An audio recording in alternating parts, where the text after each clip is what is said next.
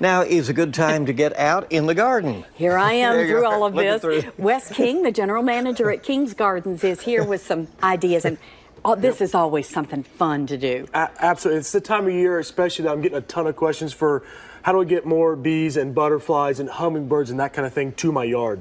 So this is it then, right? What do you do? So, again, a lot of people want to go instantly to big tropicals, that kind of thing. I love working in perennials. I do them in the ground all the time. I do them in pots a lot, too.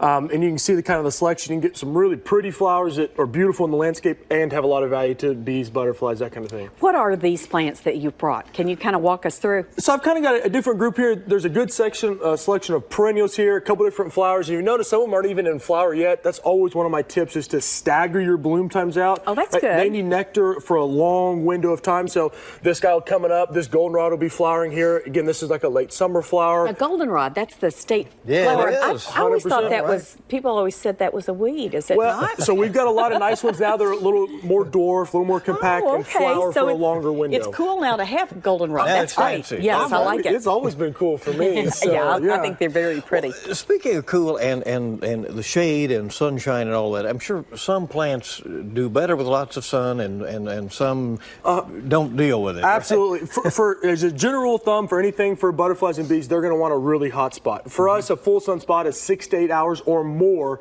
up to a full day of sun. So the more sun you get for this kind of stuff, the better as a general rule of thumb. So if you find a good place for it, these are relatively easy to grow? 100%. Again, perennials can go in ground. I do have a couple little annual selections. A lot of people forget about butterflies in their larvae stage, which is really important right now. So I've got some dills and fennels and parsley, which are actually herbs, but they are really important to put those out now. That's when they're starting to lay the eggs and get the larvae going as well. So they can go in pots or in ground as well. Very good. Well, that's what's reasonable to expect in terms of how long the growing season will be, how long these will be colorful. You know, so that's always one of my tips. Like this salvia has been flowering for a month already in the landscape, so that's why I was talking about kind of staging things out. So if you do a nice perennial garden, doesn't have to be huge or a mixed pot, you could have flowers from now until we get some frost in the fall and really keep the nectar source kind of coming for them. So I love that. Where are you located? we're on Nicholasville Road, just a half a mile south of Man of War. Can't miss Very it. good. All Thank right. you. I'm going to go for goldenrod this year. Thank you. And keep it here. Since it's cool now, That's right? right. Of course it is.